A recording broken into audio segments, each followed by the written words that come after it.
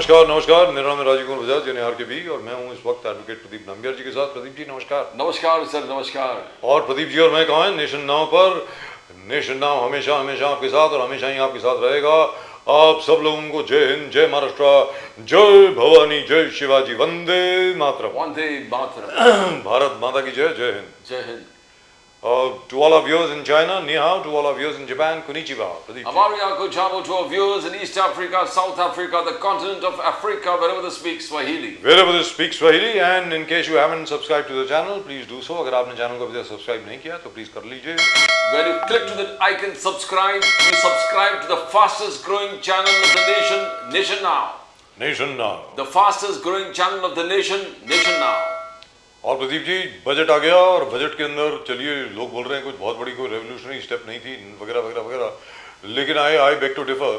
क्या है कि स्टार्टअप्स को टैक्स हॉलिडे दिया गया है 2047 तक, Yes, sir. 2047 तक। और उसके अलावा डिफेंस के बजट के अंदर बहुत बड़ी बढ़ोतरी हुई है। और इस बार क्या है कि जिसके लिए हम लोग ना जाने कब से, मैं और प्रदीप जी मैं आपको बता दूं, ना जाने कब से हम लोग इस बात को लेकर के चिल्ला रहे हैं। किस बात को लेकर के चिल्ला रहे हैं कि भाई आप एमएसएमईज जो हैं, हमारी माइक्रो स्मॉल और मीडियम एंटरप्राइजेस जो हैं, उनके ऊपर आप बेट कीजिए, क्योंकि वो बैकबोन है आपकी पूरी की पूरी जो इकोनॉमी है।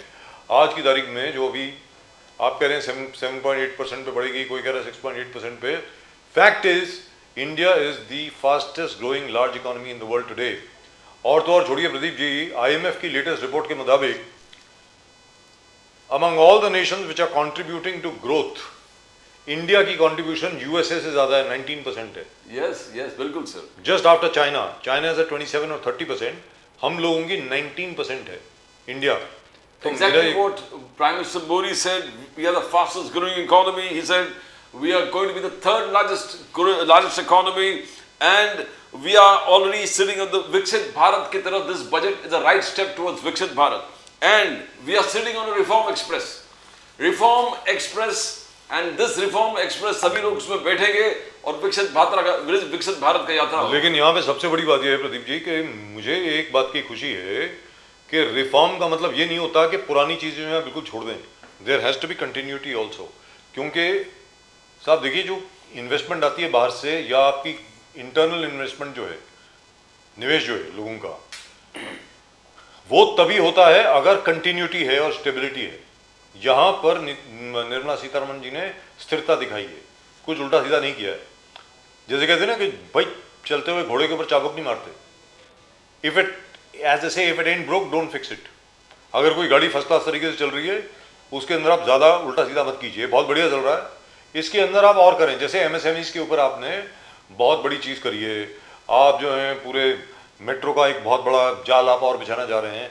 और मेरे लिए पर्सनली व्यक्तिगत तौर पे निर्मला सीतारमण जी ने जो इनलैंड रिवरवेज जो हैं, हमारी जो नदियां हैं, उनको एज प्रॉपर हाईवेज इस्तेमाल करना, वाटरवेज इस्तेमाल करना, जिसकी वजह से आपका जो प्रेशर है हाईवेज के ऊपर, नेशनल हाईवेज के ऊपर और ट्रेन के ऊपर, वो कम होगा। आज की तारीख में this is probably the first government which is really focused on internal waterways in India, and I am so happy about it, very frankly speaking. But Rahul Gandhi is not happy, sir. Rahul Gandhi is not happy. He says this budget ignores job creation. इस budget में कोई भी ऐसे formula नहीं है जिसमें आप jobs create कर सको। He said distressed farmers के लिए कोई लाभ नहीं है, nothing for the distressed farmers, and the farmers are suffering. तो two main things Rahul Gandhi ji ने उठाया कि this totally destroys the entire praise of Prime Minister Modi of the budget. लेकिन प्रदीप जी सबसे बड़ी बात ये होती है, this is just the finance bill. एक चीज आप याद रख लें, बजट का मतलब ये नहीं है कि सारा साल में ये खत्म हो गया। फार्मर्स के लिए बाकी क्या करना है क्या नहीं करना वो बाद में आएगा। अभी तक जो भी फार्मर्स के लिए रिफॉर्म्स किए गए और किसानों को जो कुछ भी देना है वो अभी तक अनाउंस हो चुका है। अभी इस बजट में डालने की कोई मतलब नहीं था उसको, लेट्स बी वेरी क्लियर। तो और तीसरी चीज जो जॉब क्रिएशन की बात कर रहे हैं, एमएसएमईज को अगर आप बढ़ावा देंगे तो जॉब क्रिएशन अपने आप होगी, वेदर यू लाइक इट और नॉट। सर एक जमाना था हिंदुस्तान में स्टार्टअप सिर्फ 350 करीब थे, आज की तारीख में 3.5 लाख के करीब हैं। India has the largest number of startups in the world today. That's what it is. So there's a big difference. And he highlighted the destruction of the Manrega will cause more job losses. apart from the Trump tariffs, that has already caused a loss of 3.5 crore jobs. Rahul Sir, Gandhi. the Trump tariffs, according to the US experts themselves, have hurt America more than any other country. The Americans themselves are hurt. And today, Mr. Trump is so happy at the fact that he has been able to persuade India to buy Venezuelan oil. Forgetting the fact that we were already very heavily invested in Venezuelan oil fields. Venezuela के जो oil fields हैं उसके अंदर हमारी जो ONGC है, it had already invested somewhere around $600 million और वो पैसे शायद हमें वापस मिल जाएंगे. We will be able to take oil for that $600 million. तो बहुत बड़ी चीज़ हुई है वो और वो आगे जाकर भी बहुत बड़ी होगी. और तीसरी चीज़ क्या हुई है? I have to bring this up. माफ कीजिएगा. The Pakistanis have decided they are not going to play India. मतलब in the T20 world cup उन्होंने कहा भाई हिंदुस्तान के साथ नहीं खेलेंगे, बाकी खेलेंगे हम टूर्नामेंट में. अभी तक पिछले 14 मैच जो हुए हैं ना प्रदीप जी T20 के इंडिया और पाकिस्तान के बीच में, जिसमें 12 हिंदुस्तान जीत चुका है. 12 we won 12. पाकिस्तान गलती से 2 जीता है. तो मेरा ये कहना है उन्होंने ये तय कर लिया कि इस बार भी उनके गाल पे थप्पड़ नहीं पड़ेगा और उनको घर में जूते नहीं पड़ेंगे. इसलिए उन्होंने कहा कि भाई भारत के साथ हम लोग नहीं खेलेंगे. In any event, let's go to our guests. We've got a wonderful panel of guests. Let's go straight to them. Mukesh Gandhi साहब नमस्कार. मुकेश गांधी साहब फेस नहीं दिखाई दे रहा है इसमें. आपका फेस नहीं दिखाई दे रहा. अरे भाई इंजीनियरिंग क्या कर रहे हैं आप? Can you please correct this? Mukesh Gandhi साहब can't see us. Sanjay Dwivedi ji नमस्कार. हर हर महादेव. हर हर महादेव सर, हर हर महादेव. आपको हम लोगों की शक्ल दिख रही है सर? बिल्कुल बिल्कुल सर दिख रही है. संजय द्विवेदी जी को दिख रही है. मुकेश गांधी साहब आपके खिलाफ साजिश है, मैं बोल रहा हूँ ये. मैं बोल रहा हूँ सर ये साजिश है आपके खिलाफ. सीधी सादी बात है. यहाँ पर जो लोग हैं वो आपको पसंद नहीं करते हैं. क्यों नहीं करते मुझे मालूम नहीं है. शायद इसलिए नहीं करते क्योंकि आप मेरे बड़े अच्छे मित्र हैं, शायद इसलिए. हो सकता है, हो सकता है सर. ये प्लांट है यहाँ पे, मैं बता रहा हूँ आपके खिलाफ. Engineering, are you working on that? So can join किया. can we know if Mr. Mukesh Gandhi can see us or not? And of course Shailesh Pandey ji. Shailesh Pandey ji नमस्कार. नमस्कार. जय श्री राम. हर हर महादेव. जय सिया राम. हर हर महादेव. हर हर महादेव. हर हर महादेव. वंदे मातरम. वंदे मातरम. वंदे मातरम. वंदे मातरम. तो शैलेश पांडे जी मुबारक हो आपको. जीत गए. बहुत बहुत धन्यवाद राजू जी. बहुत आप लोग जीत गए हर जगह पे. तकरीबन हर जगह पे जीत गए. जितने भी जहाँ भैया हमारे मीरा भाईंदर में तो हमने इतिहास रच दिया. जी बिल्कुल. 95 में से 78 प्लस एक अपक 79. जी हाँ. एक कम 80 सीट. क्या बात है साहब. वंडरफुल. और हमने नारा दिया था आपकी बार 70 पार. जी और हो गया. और 70 पार करके हमने 78 सीट जीती. जी. और जिसके लिए मैं देश के यशस्वी प्रधानमंत्री आदरणीय नरेंद्र मोदी जी, हमारे मुख्यमंत्री आदरणीय देवा भाऊ, हमारे प्रदेश अध्यक्ष आदरणीय रविंद्र चौहान जी और हमारे मीरा भाईंदर के कार्य सम्राट विधायक और जिनके नेतृत्व में चुनाव लड़ा गया, जो रणनीतिकार थे, कूटनीतिकार थे, चाणक्य जिसे हम कहते हैं, मीरा भाईंदर के आधुनिक शिल्पकार कार्य सम्राट विधायक नरेंद्र मेहता जी. जिनकी सुनामी चली मीरा भाईंदर शहर के अंदर. जबरदस्त. Absolutely fantastic. और एक तो नया मेयर इतिहास किसको बना रहे हो भारतीय सर? जनता पार्टी ने मीरा भाईंदर शहर में. तो मेयर किसको बना रहे हो मीरा भाईंदर में सर, ये तो बता दें. मेयर के लिए तो डिम्पल मेहता जी का फॉर्म भरा गया है, जी. जो पहले भी महापौर रह चुकी हैं जी हाँ. और 3 बार से लगातार वो नगर सेविका हैं. कांग्रेचुलेशन. पांडे जी, मगर ये एक्सेप्टेबल नहीं है. पूरे पार्टीज जो है नॉन बीजेपी पार्टीज कह रहा है we want a Marathi mayor. Marathi Hindu mayor. ये डिम्पल मेहता जी को लाकर आपने पूरे विवाद पर पैदा कर दिया है. पूरे मीरा भाईंदर में एक प्रकार से है कि मराठी वर्सेस नॉन मराठी. ये नॉन मराठी मेयर नहीं चलेगा मीरा भाईंदर में. ये आवाज टोटल सब पार्टीज का हो रहा है बीजेपी को छोड़कर. पांडे जी कैसा है नंबियार जी, बोलिए. उल्टा चोर कोतवाल को डांटे. कौन बोल रहा है नहीं चलेगा मुझे बताइए. कांग्रेस पार्टी और शिवसेना अलायंस, शिंदे शिवसेना ने अलायंस किया कांग्रेस के साथ वहां पे, और उनकी उम्मीदवार है रुबीना फिरोज. रुबीना फिरोज तो मराठी नहीं है, महाराष्ट्रियन भी नहीं है.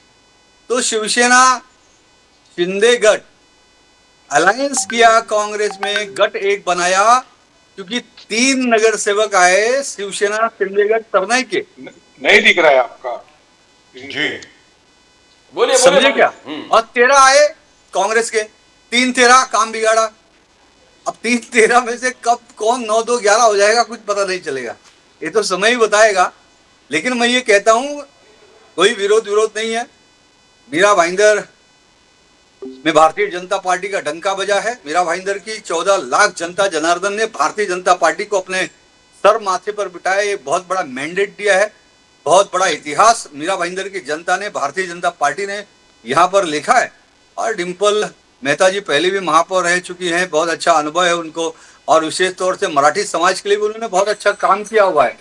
और मैं आपको बताऊं, हमारा मीरा भाईंदर शहर आगरी कोली समाज का शहर है, और आगरी कोली समाज के लिए सबसे पहला आगरी समाज आगरी भवन के लिए उन्होंने जमीन अलॉटमेंट उनके महापौर काल में हुआ था, उन्होंने किया था।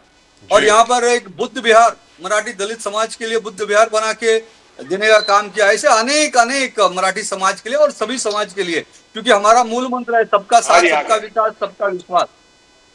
पर पांडे जी, ये मराठी नॉन मराठी इश्यू आप इतना लाइटली मत लीजिए। राज ठाकरे जी से लेके वहां पर आंदोलन भी चला था मीरा भाईंदर में मराठी के अस्तित्व को बचाने के लिए। उसके बावजूद अगर आप कह रहे हैं कि एक नॉन मराठी, यानी फडणवीस साहब तक ये मैटर पहुंच गया था कि मीरा भाईंदर में कैसे आप एक नॉन मराठी को आप मेयर बना देंगे, तो आपको लगता है आसानी से पार हो जाएगा डिम्पल मेहता जी का? जी देखिए, ये मीरा भाईंदर की जनता ने भारतीय जनता पार्टी को मैंडेट दिया है, और ये भारतीय जनता पार्टी का अंतर विषय है कि वो किसे महापौर बनाए और किसे उप महापौर बनाए। उप महापौर हमारे ध्रुव किशोर पाटिल जी को फॉर्म भरा गया है, वो भी लगातार 6 टर्म से वरिष्ठ नगर सेवक है, और वो भूमिपुत्र हैं, महाराष्ट्रियन है। और रही बात कुछ लोगों की, तो मेरा सवाल तो उनसे यही है कि आपको रुबीना फिरोज चलेगी और हिंदू डिम्पल मेहता क्यों नहीं चलेगी, ये प्रश्न है। ये खुद उनको ये समझना चाहिए। लेकिन बीजेपी ने ये कहा था कि जो भी मेयर होगा जहां पर भी होगा वो महाराष्ट्रियन होगा और हिंदू होगा। हम किसी शेख को, खान को, ऐसे किसी शख्स को नहीं बनने देंगे। जहां पर भी हमारा बहुमत होगा वहां पर मेयर मराठी होगा और हिंदू होगा। तो ये हिंदू तो है लेकिन मराठी तो नहीं है ना सर?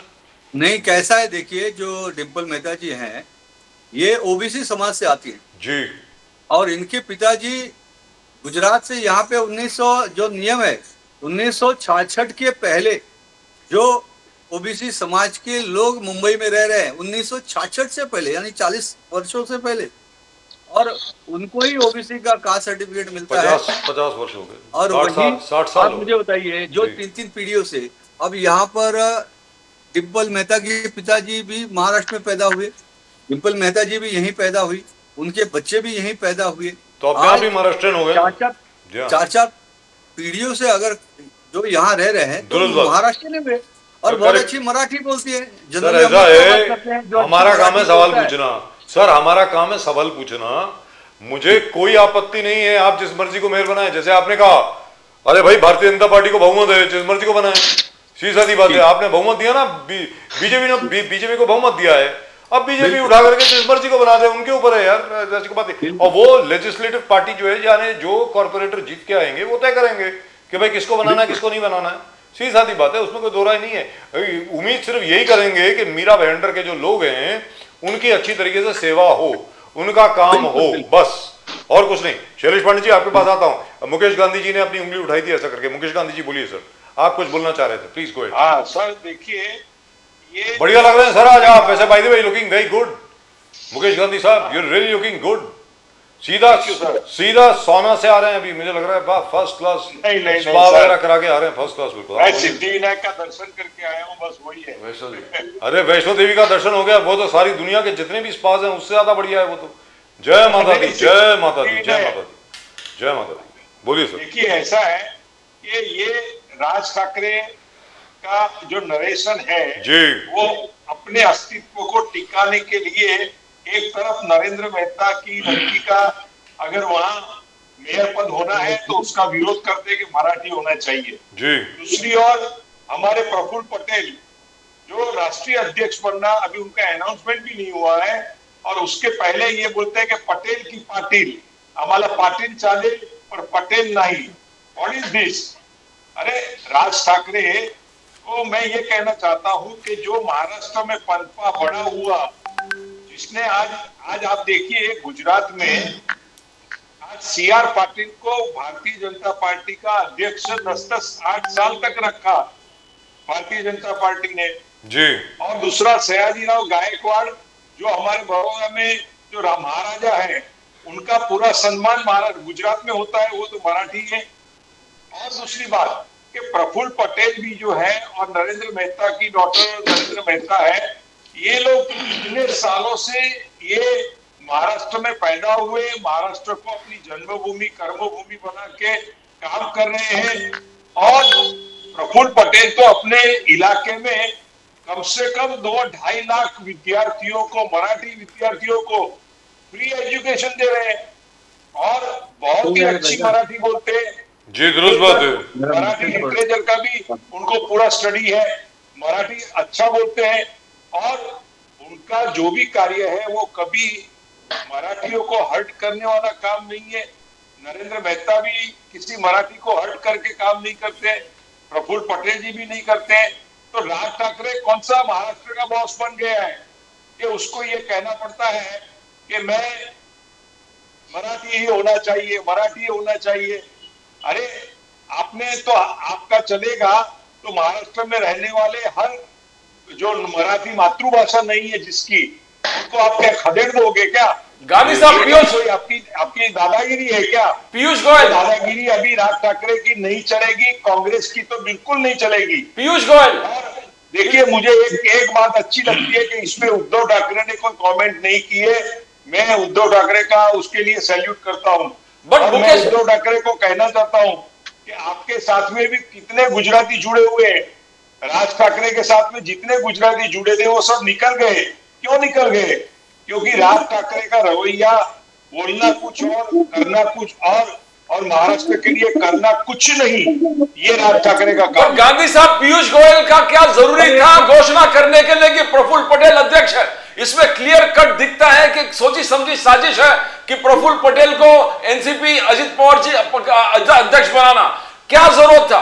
पीयूष गोयल को स्टेटमेंट वापस लेना पड़ा। सुनील तटकरे का स्ट्रिक्ट ऑब्जेक्शन हुआ है कि कोई हमने निर्णय नहीं लिया है प्रफुल्ल पटेल का। फिर और जितने समर्थक है अजित पवार जी के सब खुल के सामने आए और विरोध किए। तो ये क्या है, ये क्यों हो गया? वीडियो डल दिख रहा है ना सर। ये पीयूष गोयल जो है ना, हाँ, वो प्रफुल्ल भाई के अच्छे दोस्त हैं। अच्छा। और उनको कहीं से माहिती मिली होगी कि प्रफुल्ल पटेल को राष्ट्रीय अध्यक्ष के रूप में डिक्लेयर करते हैं, तो उन्होंने अपने एक्स अकाउंट पे लिख दिया और अनाउंस कर दिया। और बाद में जब उनको पता चला कि ये अभी नहीं हुआ है तो उन्होंने विद्रोह भी किया। पर पीयूष गोयल ने एक इशारा तो दे दिया, वो बहुत अच्छा इशारा दिया कि प्रफुल्ल पटेल को एनसीपी का राष्ट्रीय अध्यक्ष बनाना चाहिए। और दूसरी बात, आज हमारे एनसीपी में प्रफुल्ल पटेल की कंपेयर में कौन कैपेबल है, ये आप मुझे बताइए ना। आज राष्ट्रीय अध्यक्ष के रूप में एक तो पार्टी का इतना विस्तार राष्ट्रीय स्तर पे हुआ नहीं है। आज राष्ट्रीय स्तर पे हमारी पार्टी को आगे लेके जाना है, उनको बढ़ाना है। उनके लिए और बीजेपी के साथ, सेंटर के साथ में पूरा कांटेक्ट रख करके वहां से जो फंड आता है, वहां से जो ब्रिज बना करके सारे इश्यू के ऊपर समाधान और नई नई बातें को आगे बढ़ाना है। ये सब काम तो प्रफुल्ल पटेल की आपसी दृष्टि है। शरद पवार जी के टाइम में भी प्रफुल्ल पटेल जी का रोल हमेशा बहुत ही बेहतर रहा है। और आज जब अजित पवार जी हमारे बीच में नहीं है, तो आज पार्टी में अजित पवार जी के सामने कोई कद्दावर नेता कोई होगा तो सिर्फ प्रफुल्ल पटेल है। अब क्या है कि आज ये राज ठाकरे ने जो पॉइजन किया है ना, तो हमारी पार्टी में भी और एनसीपी के दूसरे ग्रुप के अंदर भी और सभी जगह ऐसा ही कहता है कि नहीं आम्हाला मराठीच पाहिजे, गुजराती कसाला। अरे गुजराती मातृभाषा है तो इसके कारण हमने काका साहेब कालेलकर को अपना साहित्यकार बनाया, उनका मार्गदर्शन लिया। यहां से लेके कितने मराठी लोगों को हमने सर पे बिठाया है, उनका सम्मान किया है। फूला देशपांडे को लेटेस्ट हमने सम्मान किया, उनका आदर्श किया। गुजराती जब इतने बड़े दिल से मराठियों की सेवा करते हैं, मराठियों को साथ में रखते हैं, तो ये मराठी सोकोल्ड नेता जो है राज ठाकरे But जैसे, you, I उनको don't think that's a बकवास very करने का relevant कोई issue. अधिकार नहीं है। But Mukesh Gandhi Sahab, I don't think that's a very relevant issue, is it? It's not really relevant. It all depends upon your own party. It's an internal matter of your party. NCP, Ajit Dada Pawar जो NCP party है, अगर आज ये तय कर लेती है कि भाई हमें प्रफुल्ल पटेल साहब को प्रेसिडेंट बनाना है पार्टी का, who can say anything? Nothing is No, right. no, nobody can say anything. सीधी बात है. It is your party. जो जैसे अभी शैलेश पांडे जी ने कहा, अरे भाई मेजॉरिटी हमारी है, बीजेपी की मेजॉरिटी है यार, इतनी ज्यादा सीटें आज तक अभी बीजेपी की आई नहीं मीरा भाईंडर में 78 79 सीट्स आ गई आउट ऑफ 90। उसके बाद भी क्या, we will report to you, we'll ask you कि यार हम किसको बनाए मेयर, अरे हमारी मर्जी यार, जिस मर्जी को बनाए, सीधी बात है ना सर। मैं आपसे ये लेकिन मेरा प्रश्न कुछ और है।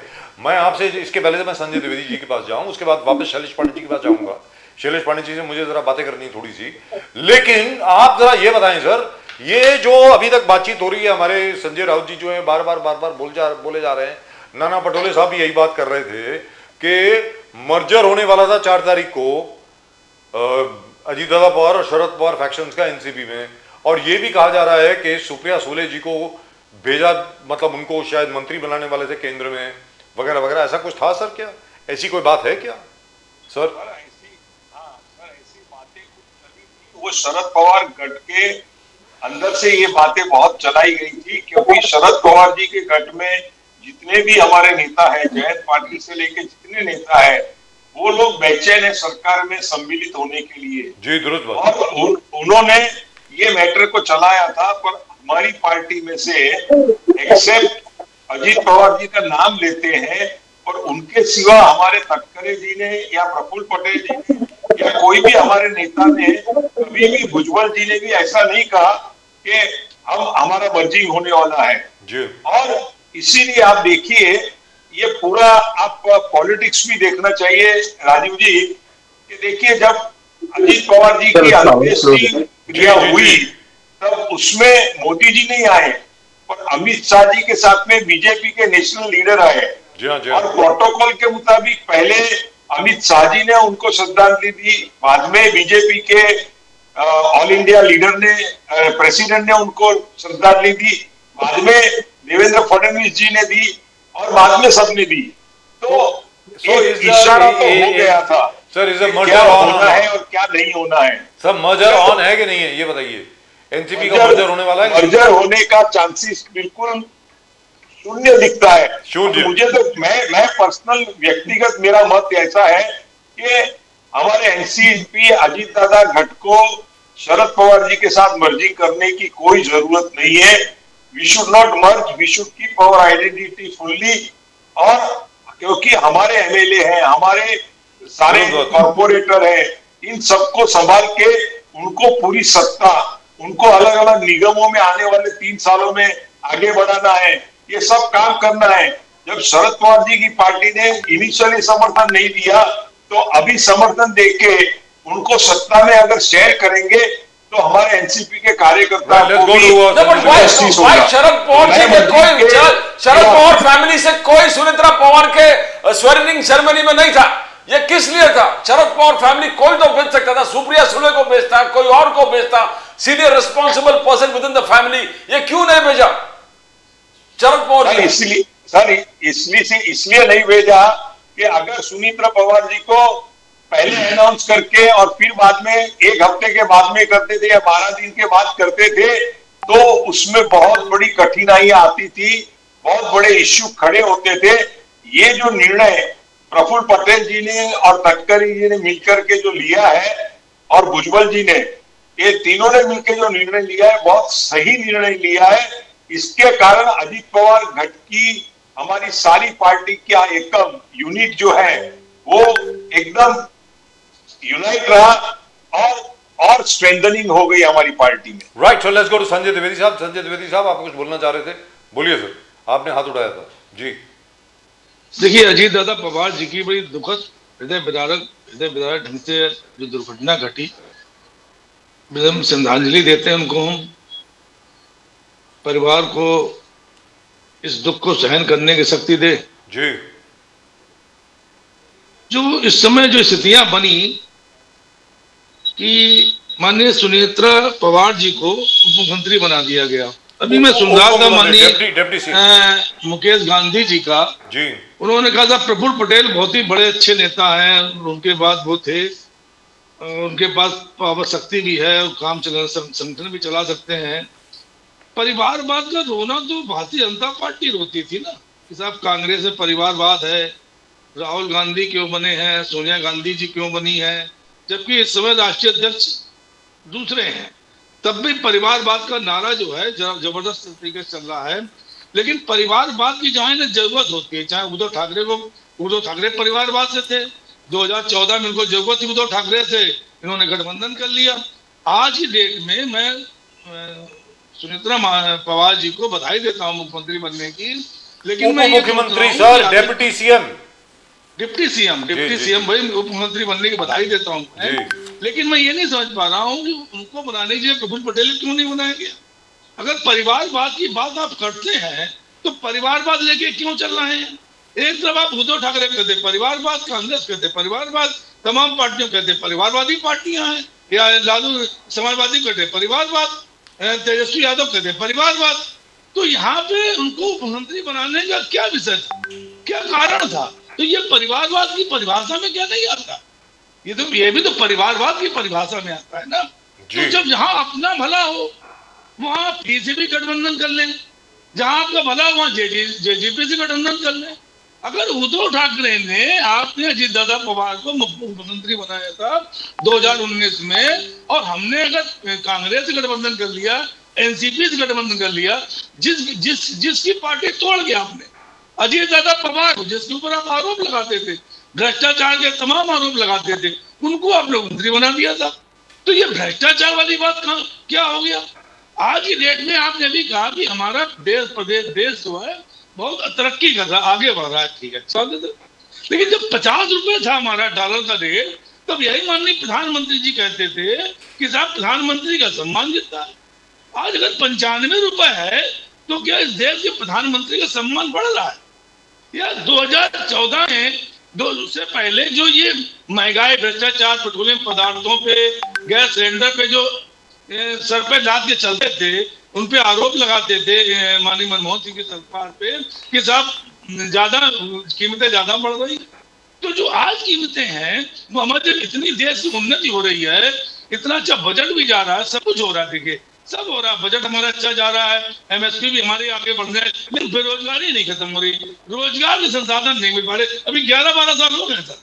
देखिए अब वो कहना गलत हो जाएगा कि सभी कांग्रेस की देन थी, अब तो 12 साल लगभग होने को आ रहे हैं, और अगर ये चीजें नहीं हो पाई, अगर 2014 से के बाद जो हमारी महंगाई बढ़ी है, जो सोने के दाम बढ़े हैं, जो चांदी के दाम बढ़े, ये और चीजों में दाम जो बढ़े हैं। द्विवेदी जी, बार बार संजय राउत ने कह रहा 13 दिन रुकना चाहिए था, 13 दिन रुकना चाहिए। क्या देश हित में कोई अगर फैसला लिया हो तीसरे दिन डिप्टी सीएम बनाने का, महाराष्ट्र के पहले वुमन महिला उप मुख्यमंत्री, गर्व की बात है। आलोचना करना कहां तक ठीक है, और कौन सा हिंदू रीति रिवाज के बात करते हो। संजय राउत जी बोल रहे कि 13 दिन रुकना चाहिए था, ये क्या घाई था, क्या जरूरत था, ये क्या चीज है। प्रदीप जी, हाँ, जो संजय राउत जी ने कहा है उस पर आप मंथन करिए, विचार करिए। अगर ये मुख्यमंत्री का पद होता, प्रधानमंत्री का पद होता, जैसे इंदिरा गांधी जी की डेथ हुई थी, तो चूंकि वो प्रधानमंत्री का पद था, देश में अराजकता फैल जाती, इसलिए राजीव गांधी को तुरंत प्रधानमंत्री की शपथ दिलाई गई। लेकिन यहाँ अजीत दादा पवार प्रदेश के उप मुख्यमंत्री थे, प्रदेश के मुख्यमंत्री नहीं थे। अगर हम अपनी आशा विश्वास के साथ चलकर अगर हम 13 दिन बाद भी लेते, अगर शपथ दिलाई जाती तो कोई दिक्कत नहीं होनी थी। क्योंकि कामकाज तो माननीय फडणवीस जी देख रहे हैं ना, माननीय एकनाथ शिंदे देख रहे हैं, इनके मंत्री देख रहे हैं, तो शासन प्रशासन के कामकाज में शायद कोई अंतर नहीं पड़ता। जहां तक विभागों का बात था, विभाग माने जब किसी की हत्या हो जाती है तो विभाग ऑटोमेटिक ट्रांसफर मुख्यमंत्री के पास हो जाते हैं, तो विभाग ऑटोमेटिक ट्रांसफर हो गया मुख्यमंत्री के पास। तो विभाग जब ट्रांसफर हो गए तो जो हमारा 13 दिन था उसमें कोई फर्क नहीं पड़ता। लेकिन चूंकि जल्दी इसलिए थी कि निरंतर चाहे हमारे पास भी वो है मीडिया के वो सब दिखाए जा रहे हैं जिसमें माननीय शरद पवार जी जी दादा पवार से मुलाकात कर रहे हैं, बाकायदा बैठे हुए हैं। मैं ये वीडियो आपको दे दूं क्योंकि सोशल मीडिया वीडियो है, हमने भी बनाए नहीं है और निरंतर उनकी बातचीत चल रही थी। इन्होंने इधर जो है अपना अलग वो भी कर लिया था, अपने को अलग कर लिया था भारतीय जनता पार्टी से और निरंतर माननीय शरद दादा पवार से जो उसका कारण बता दें क्या कारण है। देखिए पीडीपी से गठबंधन क्यों नहीं हो पा रहा, मायावती से गठबंधन क्यों नहीं हो पा रहा, जेजेपी से गठबंधन क्यों नहीं हो पा रहा, या उद्धव ठाकरे ने 2019 गठबंधन क्यों तोड़ा। सबसे बड़ी जो भारतीय जनता पार्टी की बात है, इनके जो विचार हैं, इनके जो सबका विकास, सबका साथ, सबका विश्वास, जो इनकी नारे हैं, इनके जो वादे हैं, सब खोखले हैं। इनके जो इनका ना इनकी कोई नीति है, ना नियत है, ना नियम है, ना कोई कायदा है, ना कानून है। इनका एकमात्र कानून है हमारी सरकार बने, चाहे सुनेत्रा पवार जी को हमें तुरंत उप मंत्री क्यों ना बनाना पड़े, पार्टी ना टूटने पाए, पार्टी कहीं चली ना जाए, शरद पवार की जकड़ में न जकड़ जाए, तो उन्होंने तुरंत ये फैसला लिया। अब उद्धव ठाकरे ने अगर इनसे समर्थन वापस ले लिया, उसके मेन कारण यही थे कि उद्धव ठाकरे खुद या शिंदे, एकनाथ शिंदे, उनके लेटर रखे हुए हैं, आप दिखवा लीजिए, वो खुद कहते थे बीजेपी से समर्थन वापस, बीजेपी के साथ हम नहीं रहेंगे। तो आज की डेट में अगर अजीत दादा पवार वो परेशान हो रहे थे भारतीय जनता पार्टी की नीतियों से, सिद्धांतों से अगर परेशान हो रहे थे और शरद पवार जी की तरफ जा रहे थे, तो इसमें कोई आश्चर्य की घटना नहीं है। ये बिल्कुल सत्य है।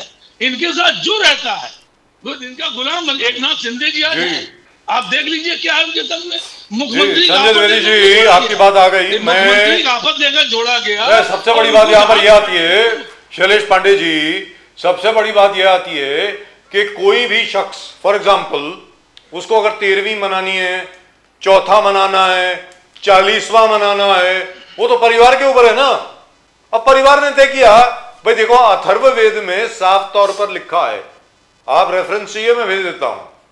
अथर्ववेद में साफ तौर पर लिखा है, किसी की अंत्येष्टि के बाद ये परिवार के ऊपर है, आपको चौथा मनाना है, 13वीं मनानी है, 40वां मनवाना है या उसी दिन काम करना है, ये आपके ऊपर है, कोई बंदिश नहीं है। पुराण में भी पूरा इसका विवरण है, मालूम है सर, कोई बंदिश नहीं है। फॉर एग्जाम्पल जैसे जैन होते हैं, जैनियों में तो हुक्म है, जैसी अंत्येष्टि हो गई आप सीधा वापस जाएंगे, काम पे जाएंगे, कोई मॉर्निंग पीरियड नहीं है। हिंदुइज्म में चॉइस है, ऑप्शनल है, कोई बंदिश नहीं है। तो ये जो बोल रहे हैं ना कि 13वीं नहीं मनाई, ये नहीं मनाई, वो मनाई, अरे पढ़ लो थोड़ा बहुत यार। शैलेश पांडे जी आप बोलिए प्लीज। देखिए मैं एक मिनट टोक रहा हूँ आपको, मैं टोक रहा हूँ। देखिए बोलिए। तो इतनी मानता है क्यों मनाते हैं फिर? हम क्यों 13 दिन ना मनाओ, आप हिसाब से सर ना मनाओ, किसने मना किया? 13वीं मनाए, अरे चले, अरे द्विवेदी जी आपके ऊपर है, बंद मत कर देना। करो, मत हम क्यों करो, मना रहे हैं? जब उसमें कुछ लिखा नहीं है तो हमें मनाने की जरूरत नहीं ना साहब। तो मत कीजिए, क्लियर कट लिखा हुआ है। अगर हमारी आस्था विश्वास आपके मैंने ऊपर पहले है, जब इस्तेमाल किया था, आस्था विश्वास, अरे आपके ऊपर है द्विवेदी जी, और हमारी आस्था है, द्विवेदी जी आपके ऊपर है। फॉर एग्जाम्पल अरे द्विवेदी जी एक मिनट, आप टीका लगा के आते हैं, मेरे ऊपर है मैं टीका लगाऊं या ना लगाऊं, बंदिश नहीं है, किसी के ऊपर नहीं है। मैं माला पहनता हूं, आस्था विश्वास, मैं माला पहनता हूं, मेरे ऊपर बंदिश नहीं है। केवल सनातन धर्म ऐसा है जो आपको खुली छूट देता है। यहां तक के श्री कृष्ण क्या बोलते हैं श्रीमद् भगवत गीता में, आप जिस मर्जी देवता की पूजा कर लीजिए, जिस मर्जी भगवान की पूजा कर लीजिए, जिसको भी पूछ लीजिए, आखिर में आपकी रिक्वेस्ट जो आपकी पूजा मेरे पास ही आनी है। सीधी बात है सर।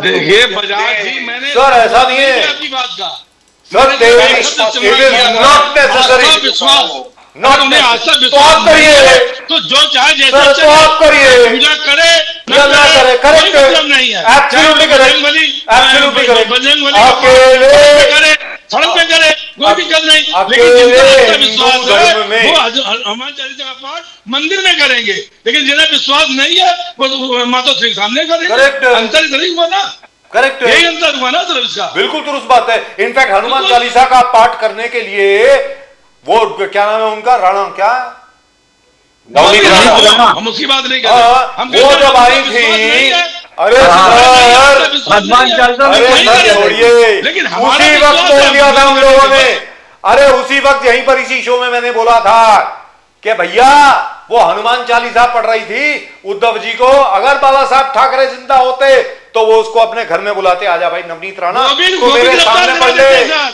मेरे वो भी सामने गिरफ्तार पढ़ ले। करा देते। अरे वो भी छोड़िए, गिरफ्तार करा देते। अरे बजाज छोड़िए जी, सर, वो जिस भी- दिन उन्होंने देखिए, उनके ये खिलाफ उन्होंने गिरफ्तार नहीं हनुमान कराया। चालीसा पढ़ने के ये लिए, दुनिया- हनुमान चालीसा पढ़ने के लिए हनुमान चालीसा पढ़ने के लिए सेडिशन केस चला उनको दिया, गिरफ्तार नहीं कराया। आपने सेडिशन केस चला दिया, उस सर, पे देशद्रोह का केस कर दिया। वाह, राजीव जी अभी एक मिनट सुन लीजिए सर, सुन लीजिए ना, बजाज जी सुन लीजिए। अरे यार छोड़ो, ठाकरे ने गिरफ्तार नहीं कराया। सिंधिया मिशन मैं में हनुमान चालीसा का ये अपने वहाँ के हाउस में रख के यज्ञ किए, वो भी बाहर अरे हुआ सर था। छोड़िए, शांति वो भंग कहाँ ना मंदिर हो, में हुआ है, इसलिए किसके घर में हुआ है? शांति भंग ना हो, हमारी उनकी इच्छा जहाँ जहाँ करना चाहिए, लेकिन शांति भंग नहीं होनी चाहिए। अरे तो इसलिए उन्होंने गिरफ्तार किया। शांति भंग नहीं ये होनी ये था। चाहिए, देशद्रोह का केस लगाएंगे। नहीं होनी चाहिए। एक मिनट मुकेश गांधी साहब, एक मिनट, तो देशद्रोह का केस लगाएंगे, 2 महीने के लिए जेल में रखेंगे नवनीत राणा तो को। वो तो प्रशासन से पूछिए अरे ना, छोड़ो प्रशासन यार। ने क्यों लगाया भाई? वो प्रशासन से पूछिए ना। हाँ बिल्कुल, तो प्रशासन इसका जवाब देगा ना। ये दीदी ज्यादा दमचा की जवाब नहीं मत करो, देगा बहुत हो गई। शैलेश पांडे जी, मैंने उस दिन भी कहा था यहीं पर इसी शो के दौरान, पता नहीं आप थे कि नहीं थे उस दिन, मैं कहा आज हनुमान चालीसा पढ़ने के लिए किसी के हनुमान चालीसा पढ़ने के लिए आपने 124A लगाया, उस पे केस ऑफ सेडिशन, आपकी सरकार गई और गई। शैलेश पांडे जी, आप मुझे बताइए, एक परिवार है, अब उसके ऊपर है ना, मैं 13वीं नहीं मनाता, क्या कर लोगे? मेरा परिवार है, what is it to you? और कहां लिखा हुआ है आप कर्म नहीं कर सकते? ये बाद में जो हथकंडे अपनाए गए कि वो हो विधवा के हाथ का खाना नहीं खाना, शक्ल नहीं देखनी, ये नहीं देखनी, अरे आप महाभारत को भूल गए? भानुमति दुर्योधन की विधवा, उसके क्या किया उसने? सबसे पहले विवाह किया अर्जुन के साथ। तो ये सब चीजें तो हमारे हिंदू धर्म में है ना। अब आप मुझे बताइए, हिंदू धर्म के ठेकेदार बन गए अब संजय राउत जी, ये बोल रहे हैं 13वीं नहीं बनाई, 13वीं नहीं बनाई। अरे तुझे क्या हो रहा भाई? आप बताइए पांडे जी प्लीज। बिल्कुल सही। देखिए राजीव जी मजबूत बोल रहे हो। बजाज जी, जी ऐसा है कि अभी द्विवेदी जी की बात को मैं बड़े ध्यान से सुन रहा था और संजय राउत की बयानों को तो सब सुन सुन के पक गए। मुझे ये जो आस्था विश्वास की बात कर रहे थे द्विवेदी जी, इस पे मुझे एक पंक्ति याद आ रही है बोलिए कि सर। आस्था और विश्वास की नींव हिल चुकी है, आस्था और विश्वास की नींव हिल चुकी है, सत्य ईमान मानवता को द्विवेदी जी और संजय राउत की राजनीति निगल चुकी है। इन्होंने नैतिक अधिकार खो दिया है, इनको तो इस विषय पे बोलना ही नहीं चाहिए। बिल्कुल सही उदाहरण दिया आपने। नहीं, भगवान ये श्री राम क्या पे विश्वास नहीं बदतमीजी है करेगा यार? मन कसम से। भगवान बदलने में ये विश्वास कोई नहीं तरीका है क्या? करेगा। आप भगवान बुजुर्ग हो, शंकर में विश्वास आप नहीं बूढ़े करेगा। हो गए हो। संजय द्विवेदी जी जब आप बोल रहे थे, मैं आपको उदाहरण दे रहा हूँ। अभी आपको मिलने क्यों लग रही है? मैं उदाहरण दे रहा हूँ आपको। अयोध्या ये में क्या? एक अंग्रेज पहुंचा, एक वहां पे बैठी हुई थी बहुत बड़ी सुन रहा था, बुजुर्ग औरत बैठी हुई चलो थी, बड़े हैं, तो उन्होंने पूछा कि भाई ये श्री राम जी कौन है? बोलने दो, श्री राम जी कौन है? लेकिन सुनिए आप शैलेश जी, क्या हो? शैलेश जी मैं आपको आस्था विश्वास में लाइन आप संजय द्विवेदी जी गलत है, मैं आपके पास वापस आऊंगा, आप बोलिए। परिभाषा दे देता हूँ भाई, द्विवेदी जी आपका शो है। परिभाषा मैं देता हूँ। संजय द्विवेदी जी, आस्था विश्वास संजय द्विवेदी क्या जी, देखा उनको? Sir this is not right Shankar sir. भगवान को भी संजय आस्था विश्वास द्विवेदी से जी आई बोलते। रिक्वेस्ट अगर आप आस्था विश्वास में तो मैं अरे ये क्या है यार? तो क्या बोलूंगा? संजय द्विवेदी जी, मैं कहाँ गया फिर? शैलेश पांडे जी ने एक शब्द नहीं बोला। विश्वास की मजाक उड़ाने बैठ के डिबेट में तो हंसने की बात नहीं है। संजय द्विवेदी जी, शैलेश पांडे जी ने आप जब बोल रहे थे एक शब्द नहीं बोला, मुकेश मैं गांधी जी आस्था interrupt कर विश्वास रहे में जो उन्होंने थे। मजाक सर वो आपकी मैंने मर्जी, उसका जवाब दिया। Sir that is not correct.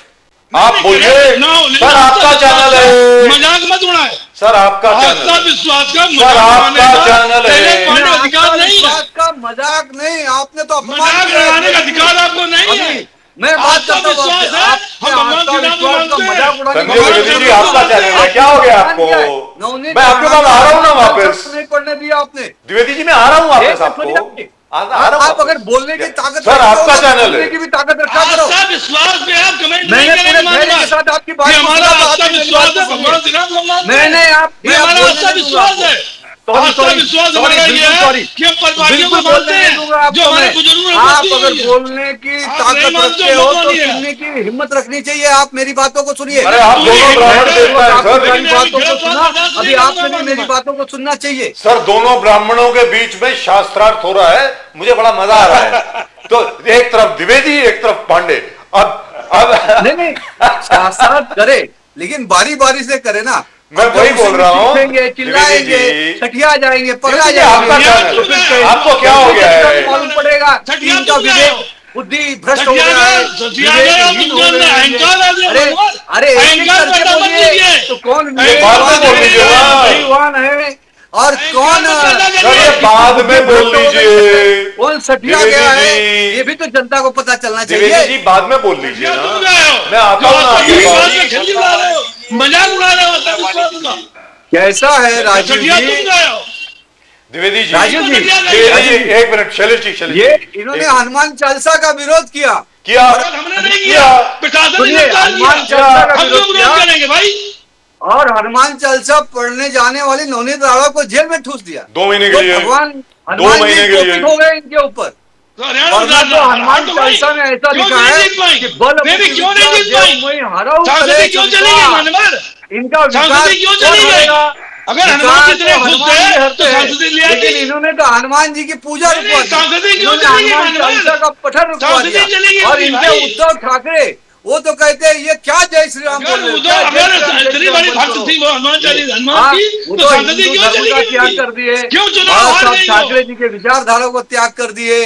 अरे आतंकवादियों के जो केसेस जिन पे चल रहे थे, आरोप थे PDP जिनके का ऊपर, आतंकवादी ऐसे पार्टी लोगों जिसको को आप वो मानते थे, अपने चुनाव उसको प्रचार में उतार दिया समर्थन उन्होंने। दे दिया। देशद्रोहियों सरकार को, बना ली आपने। आतंकवादियों को लेकर चुनाव नहीं, प्रचार में नहीं, उतार PDP दिया सरकार उन्होंने। बना ली। इन्होंने आज हमें हिंदू सब धर्म समझा का रहे हो। अपमान करना आज चालू हमको कर दिया। दिखा रहे हो आप। इनके ज्ञान मंच हमको दे रहे हो। पर रामायण नहीं पढ़ना चाहिए, रामायण बैन किया जाना चाहिए, ऐसा रामायण का और प्रभु श्री रामचंद्र जी का अपमान हो रहा था उद्धव ठाकरे के मंच पर। और उद्धव ठाकरे जी चुप ही नहीं बोले।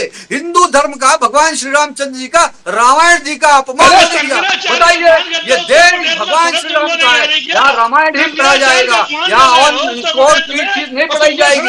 लेकिन रामायण ना पढ़ने की हिदायत दी जाती है इनके मंच से। और ये लिटरेरी बतियाते रहते हैं जबरदस्ती का। अब देखो इस तरह से अगर कोई डिबेट कर रहा है, अपनी बात इन्होंने रखी, मैं बीच में नहीं बोला, मैंने शुरुआत की, ये बीच में कूद पड़ते हैं, तो ये अच्छी बात नहीं है। या तो फिर इनसे इंटरव्यू करवा मैं लीजिए, आपको बोल रहा था द्विवेदी जी, इनको दो घंटा एक मिनट इनका शैलेश पोस्ट पांडे जी, करवाइए। एक सेकंड सर। द्विवेदी जी आपका चैनल है, आपको क्या हो गया है? आप मित्र हैं हमारे, आदरणीय हैं हमारे लिए। सर क्या है, आपको क्या हो गया है सर? मैं आपके, एक मिनट प्रदीप जी, जैसे ही शैलेश पांडे जी अपना खत्म करते हैं, उसके बाद मुकेश गांधी जी की बारी आएगी, फिर मैं आपके पास आऊंगा। आपको जितना बोलना बोल लीजिए, सब लोग आपकी बात बड़े प्यार से सुनेंगे, आप भी जरा बड़े प्यार से सुनिए ना। ऐसी क्या बात? पांडे जी, संजय राउत का और एक आरोप है कि अजित पवार जी बीजेपी को एक्सपोज करने वाला था। अजित पवार जी वो फाइल लेके उस जहाज में जा रहे थे, एयरक्राफ्ट में जा रहे थे, जिसमें भरपूर बीजेपी के करप्शन के फाइल्स थे। करप्शन के फाइल्स उसी जहाज में था। और ये इंक्वायरी इसलिए शिवसेना यूबीटी मांग रहा है बिकॉज करप्शन एक्सपोज करते करते अजित पवार शहीद हो गए। इसका क्या किस प्रकार से आप संजय राउत का और यूबीटी का मुकाबला करोगे अगर मांगते हैं इंक्वायरी को, बीजेपी करप्शन? मैं नामिया जी, राजू जी, आपको एक सच्चाई बताता हूं, क्योंकि आज में ये सच बात है कि शिवसेना यूबीटी के अंदर भी जो नेता हैं और विधायक हैं, वो भी शिवसैनिक भी वो संजय राउत को बिल्कुल सीरियसली नहीं लेते। क्योंकि ये सुबह 9 बजे की अजान भोंगा बजने लगता है और इससे सभी लोग त्रस्त है, बहुत त्रस्त है। और लोग शिवसैनिक तो ये भी कहते हैं कि इस व्यक्ति के अजान और भोंगे से, सुबह 9 बजे जो भोंगा बजता है, इसके वजह से पार्टी का बहुत नुकसान हो रहा है। इनके बातों से लोग आहत हो जाते हैं और शिवसैनिक खुद बेचारे आहत है। मुझे ये बताइए, जो अजित दादा पवार, सबसे पहले तो मैं आपके चैनल पे पहली बार आया हूं उनके असमय मृत्यु के बाद, तो मैं मेरे भारतीय जनता पार्टी परिवार की तरफ से उनको अश्रुपूर्ण श्रद्धांजलि अर्पित करता हूं। मैं परमपिता परमेश्वर से ये प्रार्थना करता हूं उनकी आत्मा को शांति मिले। और पूरा महाराष्ट्र आज दुखी है, लोगों के आंखों में आंसू है। और पूरे महाराष्ट्र में जिस सर, अभी प्रकार तक से विश्वास नहीं हो रहा। बारामती में लाखों की संख्या में रोड पे उतरे, उनके आंखों में आंसू थे। और हर एक व्यक्ति के पास राजीव जी अपनी अपनी कथा थी, अपनी अपनी अजीत दादाजी से व्यक्तिगत कहानी थी। अजीत दादाजी, मैं तो उनको कार्यकर्ताओं का नेता मानता हूं, वो कार्यकर्ताओं के लिए मरने मिटने वाले। और मैं उनके बहुत सारे किस्से जानता हूं, मेरे व्यक्तिगत भी संबंध बहुत अच्छे थे उनसे, क्योंकि हमारे महायुति के उप मुख्यमंत्री थे। वो छोटे छोटे कामों को भी करते थे, छोटे से छोटे लोगों को काम करते थे, लोगों व्यक्तियों को पर्सनल नाम से जानते थे। और कार्यकर्ताओं के जाने के बाद वो पूछते थे कि तुम्हारा काम कैसा चल रहा है, आर्थिक परिस्थिति सब ठीक है ना, कोई तकलीफ रहेगा तो बोलना। मतलब पर्सनल कार्यकर्ता के जीवन के बारे में जानकारी रखना, उसकी स्थिति परिस्थिति कैसी है उसको भी सुदृढ़ करने के लिए वो उपाय करते थे। और सबको, और महाराष्ट्र के विकास में तो उनका बहुत बड़ा योगदान है और एक बहुत बड़ी लेगेसी अपने पीछे वो छोड़कर गए। अब मैं मुख्य मुद्दे की बात ये कहता हूं जिस पर हम चर्चा कर रहे हैं कि मुख्यमंत्री आदरणीय देवाभाऊ देवेंद्र फडणवीस जी अजीत दादा पवार के बहुत ही अभिन्न मित्र थे। आप देखिए, न्यूज चैनलों पे हो या किसी भी मीटिंग में हो, किसी भी सभा में हो, किसी भी व्यक्तिगत समारोह में है, दोनों की आप बॉडी लैंग्वेज को देखिए। दोनों इतने घनिष्ठ मित्र थे, उनके अंग प्रत्यंग से भी दिखते थे, उनके वार्तालाप से भी दिखते थे और बहुत ही घनिष्ठ मित्र थे। और स्वयं देवेंद्र जी ने भी कहा कि बहुत सारे व्यक्तिगत बातें भी, हर बातें चाहे वो राजनीति की हो, चाहे पारिवारिक हो, चाहे व्यावसायिक हो, और व्यक्तिगत बातें भी अजीत दादाजी देवेंद्र फडणवीस जी से शेयर करते थे। बहुत अभिन्न मित्र थे और हर बात एक दूसरे जानते थे। तो ये जो बातें उठ रही हैं, देवेंद्र जी ने सीधे तौर पे कहा कि ये जो बातें तो मुझे अजीत दादा ने कभी बताई नहीं।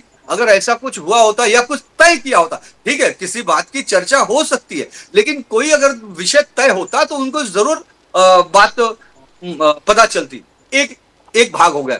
दूसरा भाग ये कि चलिए ठीक है, आप दोनों राष्ट्रवादी कांग्रेस पार्टी जी, मर्ज जी। करने की बात कर रहे हैं। देखो, एक मैं महाराष्ट्र का जनता के नाते, और मैं महायुति का एक तरह से भाग हूं, भारतीय जनता पार्टी का महाराष्ट्र प्रदेश का प्रवक्ता हूं, महायुति का भी मैं भी एक सदस्य हूं, घटक हूं। तो मैं भी चाहूंगा कि भाई अगर अजीत दादा पवार जी के साथ, उनके विचारों के साथ, उनके महायुति के साथ अगर राष्ट्रवादी कांग्रेस पार्टी से का दूसरा धड़ा शरद पवार जी के साथ अगर अजीत दादा पवार जी के साथ आ रहा है और महायुति में अगर जुड़ने वाला था, तो ये तो अच्छी बात है, जुड़ना चाहिए। लेकिन जिस प्रकार से सुनेत्रा पवार जी, जिनको राष्ट्रवादी कांग्रेस पार्टी के सारे नेताओं ने, सारे विधायक दल ने अपना नेता चुना सर्वसम्मति से, उन्हें उप मुख्यमंत्री पद की शपथ दिलवाई गई, और ऐसे इतने बड़े डिसीजन में शरद पवार जी का या परिवार का सम्मिलित न होना, ये एक तरह से उनके छोटे मन को भी दर्शाता है। मैं तो ये मानता हूं। इसमें तो मैं तो ये सोच रहा था, मैं एक चैनल पे डिबेट भी दिया था सुदर्शन जी, न्यूज पे, जी। कि मैं तो व्यक्तिगत तौर से मेरी ये अपील थी या मेरा ये सोच था कि शरद पवार जी 2 कदम आगे बढ़कर पूरे परिवार को संभाले, और अजीत दादा पवार जिस विचार पर चल रहे थे, जिस महायुति के साथ चल रहे थे, जिस विजन के साथ वो महाराष्ट्र का विकास करना चाहते थे, जिस देश के यशस्वी प्रधानमंत्री आदरणीय नरेंद्र मोदी जी के नेतृत्व में वो काम कर रहे थे, महाराष्ट्र में महायुति के महानेता देवाभाऊ देवेंद्र फडणवीस के साथ कंधे से कंधा मिलाकर महाराष्ट्र का चौमुखी विकास कर रहे थे, उस विकास की गंगा को आगे बढ़ाने के लिए, भगीरथ को तो आगे कहने बढ़ाने का के लिए, मतलब ये विकास की हुआ झड़प आगे बढ़ाने के लिए जी। शरद पवार जी को आना चाहिए था साथ तो में। पांडे जी एक मेरा छोटी सी तो कहना बात है। एक छोटी सी बात है पांडे जी, मैं चाहूंगा कि इसके ऊपर आप रिएक्ट करें और उसके बाद मैं मुकेश गांधी साहब के पास जाता हूं, फिर संजय द्विवेदी जी के पास जाता हूं। पांडे जी, ये बार बार बात आ रही है, नाना पटोले साहब ने ये कहा, संजय राउत जी तो बार बार बोल रहे हैं कि ये कोई कंस्पिरेसी है। ठीक है साहब, ये कंस्पिरेसी है अजीत दादा पवार को क्या ठिकाने लगाने की, ऐसा नहीं, इसके इन्होंने लिए तो शरद पवार जी ने तुरंत मीडिया में आके बोल दिया। नहीं, इसमें कोई कॉन्फ्रेंस बोला नहीं है, बोला इसमें बोला कोई राजनीति मैं उनकी होनी बात ही चाहिए। नहीं कर रहा हूं, हाँ। मैं नाना पटोले साहब की बात कर रहा हूं। उन्होंने जी। कहा कि एक्चुअल का है, फुटेज है सर, और वो रियल फुटेज है, कोई फेक नहीं है, कि ये क्या है कि फडणवीस और शिंदे, ऐसा बोला उन्होंने, इन्होंने इनका गेम बजा दिया। The word use was game बजा दिया। गेम बजाने का क्या मतलब होता है सर? आप मुंबई से हैं, आपको मालूम है गेम बजाने का क्या मतलब हुआ? जी जी जी जी। दूसरा, आदरणीय सम्माननीय संजय राउत साहब जो हैं, वो तो माशाल्लाह अंतर्यामी ज्ञानी ध्यानी है, वो तो सारी दुनिया की खबर रखते हैं, मेरे बड़े अच्छे मित्र में से। वो भी ऐसा ही कुछ बोल रहे हैं। और फिर बार बार ये डिमांड आ रही है, ओहो इसके ऊपर पूरी इंक्वायरी होनी चाहिए। अरे हर एयर क्रैश के ऊपर बहुत सीरियस इंक्वायरी होती है साहब, भले आप मांग करें या ना करें, मैंडेटरी है एयर क्रैश के ऊपर। मतलब ऐसी इन्वेस्टिगेशन होती है जो और किसी चीज में नहीं होती। तो सर आप ये बताएं, इसके ऊपर जान जान के ये बात बार बार क्यों कही जा रही है कि क्या अजीत दादा पवार के साथ कुछ गलत हुआ है, कोई साजिश हुई है, कुछ कंस्पिरेसी है, क्या ये एक्सीडेंट नहीं था, कुछ और था? अब आप बताएं पांडे साहब प्लीज। जी देखिए, मैं इस वक्तव्य के लिए मैं शरद पवार जी का धन्यवाद दूंगा कि उन्होंने तुरंत मीडिया के सामने आकर कहा कि ये दुर्घटना है। और इस पर जैसे ही वेस्ट बंगाल की मुख्यमंत्री ममता बनर्जी ने टिप्पणी की थी, तुरंत उस टिप्पणी पर रोक लगाकर उन्होंने स्पष्ट किया कि ये दुर्घटना है और इस पर किसी भी प्रकार की राजनीति नहीं होनी चाहिए। और मैं ये मानता हूं कि अजीत दादा पवार की असमय जाना ये महाराष्ट्र का बहुत बड़ा नुकसान है, और इससे महाराष्ट्र का ही नहीं देश का नुकसान है, क्योंकि वो अभी बहुत उनको आगे काम करना था। लेकिन इस पर इस प्रकार की टीका टिप्पणी करना ये उचित नहीं लगता है। और जो भी इस तरह के आज तक एयर एक्सीडेंट हुए हैं, मैंने एक वीडियो भी देखा था कि एक बार वो जहाज उतरने की कोशिश करता है, दोबारा वो सुबह का समय रहता है तो कोहरा रहता है, फिर रनवे वो दिखता नहीं है पायलट को। यही सब कारण है, और भी जो भी टेक्निकल कारण होंगे तो उसके लिए जांच समिति है, एयरपोर्ट अथॉरिटी है। जांच से कुछ नहीं होता पांडे जी, इंडिया अलायंस का कहना है जांच से कुछ नहीं होता है। आज जस्टिस लोया का उदाहरण लेके दोनों को उन्होंने कनेक्ट कर दिया है कि जस्टिस लोया का इंक्वायरी हो गया, क्या हुआ? कुछ नतीजा नहीं निकला। जितने भी इंक्वायरी स्टेट गवर्नमेंट करते, सेंट्रल गवर्नमेंट करते, जब कुछ रहेगा कोई नतीजा नहीं निकलता। जब कुछ रहेगा ही नहीं तो कहां से निकलेगा? आप जबरदस्ती निकालोगे क्या? देखिए, विरोधी पार्टी तो विरोध की भाषा करेगी, वो तो अच्छे काम में भी बुराई देखती है, वो अच्छे काम को भी अच्छा नहीं कहती। यही तो हमारा दुर्भाग्य है ना। ये पहले ऐसा नहीं था, लेकिन एक समय अटल बिहारी वाजपेयी जी भी एक देश के विरोधी पक्ष नेता थे, देश के नेता थे, और ऐसे धैर्यवान नेता, ऐसे संवेदनशील नेता वो तारीफ करते थे ना। सत्ता पक्ष अगर कोई अच्छा काम करता था तो वो तारीफ करते थे, उस काम की तारीफ करते थे। लेकिन आज तो ऐसा हो गया है कि चाहे वो राहुल गांधी हो, चाहे उद्धव ठाकरे हो, चाहे वडेट्टीवार हो, चाहे कांग्रेस को नाना पटोले हो, भाई विरोध को विरोध, विरोध को विरोध, विरोध को विरोध। इस तरह की निचले सतह की और निचले स्तर की राजनीति हिंदुस्तान में, महाराष्ट्र में मैं पहली बार देख रहा हूँ। ऐसा नहीं, महाराष्ट्र देखो पुरोगामी विचारधारा का महाराष्ट्र, पूरा हिंदुस्तान के अलग अलग राज्य सीख लेते थे। यहाँ कभी कोई वाद नहीं था, यहाँ जातिवाद, प्रांतवाद, भेदभाव ये सब कभी नहीं था। लेकिन पिछले 10 सालों में, पिछले 4-5 सालों में मैं देख रहा हूँ भाषावाद, प्रांतवाद, जातिवाद, विरोधवाद, ये नया वाद शुरू हो गया यहाँ पर। मुझे लगता है कि सर यहाँ पर मैं आपसे एग्री नहीं करता हूँ, सर यहाँ पर मैं आपसे एग्री नहीं करता हूँ। मैं भी 30 साल से यहीं पे रह रहा हूँ सर। यहाँ पे शुरू से ही था, महाराष्ट्र जो है सिर्फ एक ही चीज में अलग है पूरे देश से। वो क्या है कि भले आप विरोधी दल के हों या आप सत्ता पक्ष दल के हों, जैसे नितिन गडकरी साहब ने बार बार बोला है कि महाराष्ट्र में एक चीज है, कभी हम उनके काम आते हैं, कभी वो हमारे काम आते हैं। महाराष्ट्र में एक दूसरे की रिस्पेक्ट हमेशा थी, ये इसमें कोई दो राय नहीं है, और आज भी है। Let me tell you very frankly, आज भी है। भले ही पब्लिक में जो भी कोई भी कुछ भी कहता हो, आप अंदर से सब लोग एक दूसरे के बहुत अच्छे मित्र हैं। मुकेश गांधी साहब आप ये बताएं, सबसे बड़ी बात यहां पर यह बनती है कि अजीत दादा पवार साहब जो हैं, I agree with it that there's a possibility that he, perhaps may have agreed to a merger. We don't know, right? We only have the version of other people to go by it. लेकिन ऐसा लगता नहीं है आपको कि अजीत दादा पवार के जाने की वजह से शायद भारतीय जनता पार्टी और भी ताकतवर हो गई हो? मुकेश गांधी साहब। नहीं, देखिए राजीव जी, ऐसा है कि अजीत पवार जी का जो सडन एक्सीडेंट हुआ उसमें कोई कॉन्स्पिरेसी नहीं है। और ये जो लोग आरोप लगाते हैं कि वो फाइल लेके निकले थे बीजेपी की और बीजेपी ने उनको उड़ा दिया, ये बात में कोई तथ्य और लॉजिक भी नहीं है और कोई उसमें कोई बात नहीं बनती है। दूसरी बात यह है कि अजीत पवार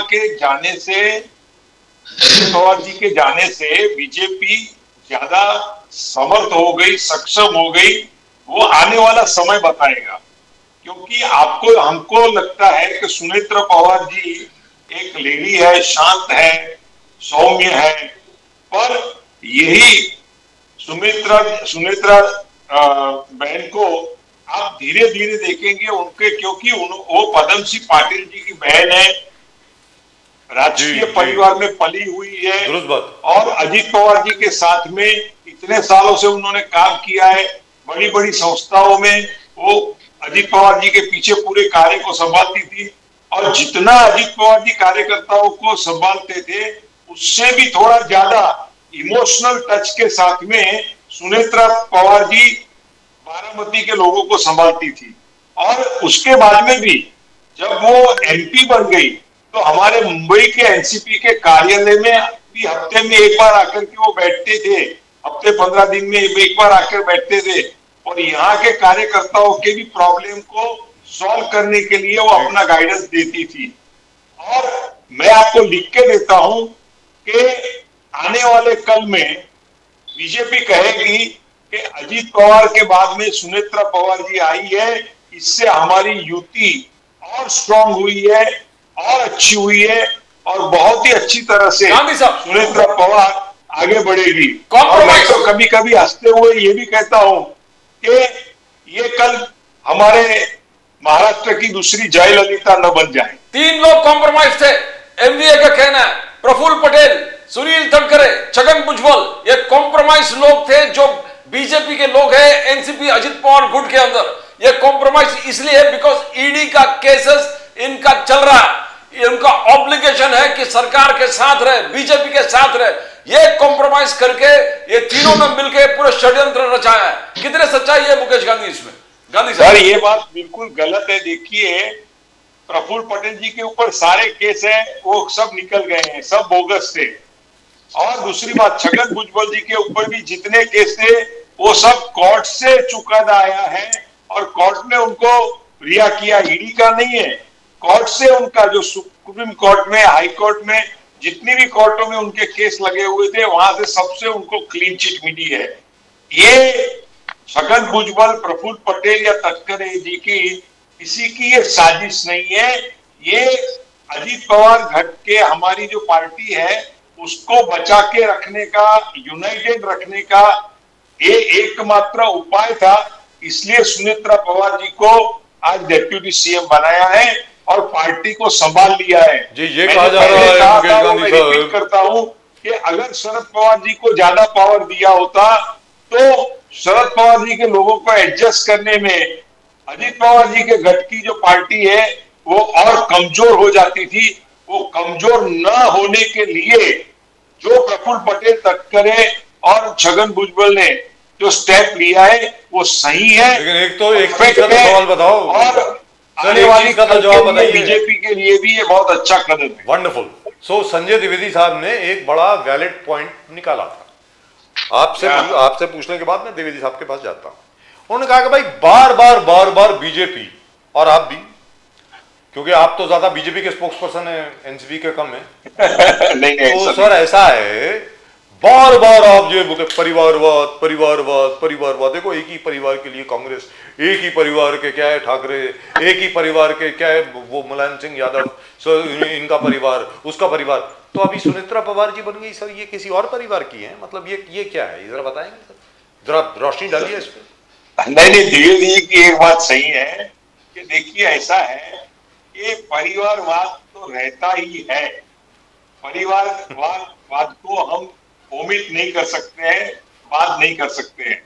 मैं अजीत पवार जी का इतना करिश्मा था और इतना उनकी सर बात को घुमाइए नहीं, अरे घुमाइए मत बात को सर, बात को घुमाओ नहीं ना सर। नहीं घुमाता नहीं, मैं स्पष्ट शब्द में कहता हूं कि परिवारवाद तो पार्टियों तो एनसीपी में कोई और नहीं मिला, एनसीपी में कोई और नहीं मिला, तो पूरी एनसीपी परिवारवाद है। सर एक चीज के लिए we forgot, there is one thing that we have forgotten, all five of us here, we must congratulate Sunetra Pawar जी।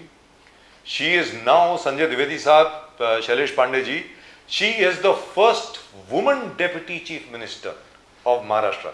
महाराष्ट्र में आज तक कभी कोई और महिला ना मुख्यमंत्री बनी है ना उप मुख्यमंत्री बनी है, पहली बार ऐसा हुआ है। उसके लिए उनको बहुत बहुत बधाई, और महाराष्ट्र के स्टेट को भी बधाई। लेकिन मुकेश गांधी साहब, मैं आपसे जानना चाहता हूं, इतने बड़े बड़े स्टॉलवर्ड्स हैं आपके पास, सुनील तटकरे जी, छगन भुजबल जी, प्रफुल्ल पटेल जी, हसन मुशर्रफ जी, इतने बड़े बड़े लोग हैं सर, कोई भी डेप्यूटी सीएम बन सकता था। और अभी क्या हुआ है, उनको एक्साइज की मिनिस्ट्री दे दी है, फाइनेंस मिनिस्ट्री देवेंद्र फडणवीस जी ने अपने पास रख ली है। अब उसको लेकर के बहुत बेचैनी है वहां पे। छगन भुजबल साहब भी बोल रहे हैं, बाकी सब भी बोल रहे हैं, भाई फाइनेंस तो हमारा था, आपने कैसे ले लिया इनसे? आप ये बताइए, आप बोलिए गांधी साहब। फाइनेंस ये सब जो अजीत दादा पवार, एक हफ्ते 15 दिन के अंदर सब सेटल हो जाएगा डिपार्टमेंटों की बाबतों में। पर सुनेत्रा पवार जी को लेना बहुत जरूरी था, सिर्फ बिकॉज ये स्टॉलवर्ड थे। मैंने भी लास्ट टाइम कहा था कि Chhagan Bhujbal ji is the first preference to be a deputy CM. और पार्टी को सरवाइव करने के लिए, पार्टी के एमएलए को भी सरवाइव करने के लिए, जो 40-41 हमारे एमपी है, एमएलए है 40, उनको भी सरवाइव करके यूनाइट रखना है। तो एक मोहरा अलग होना चाहिए। तो कांग्रेस का जो लॉजिक है वो आप दे रहे हैं, जो कांग्रेस का लॉजिक है वही दे रहे हैं आप। कांग्रेस बोलती है कि अगर राहुल गांधी प्रियंका गांधी को नहीं बनाएंगे, there will be no Congress. परिवारवाद तो रहेगा ही। सिर्फ एक मोदी जी है कि जो परिवारवाद के साथ में जुड़ के काम नहीं करते। बाकी बीजेपी में भी परिवारवाद की बहुत घटनाएं हैं सर। बीजेपी में तो बहुत है, पूरी लिस्ट है मेरे पास, पूरी है। द्विवेदी जी, पिंपरी चिंचवड़ पुणे इलेक्शंस में अजित पवार जी ने बीजेपी का करप्शन को हाईलाइट किया था।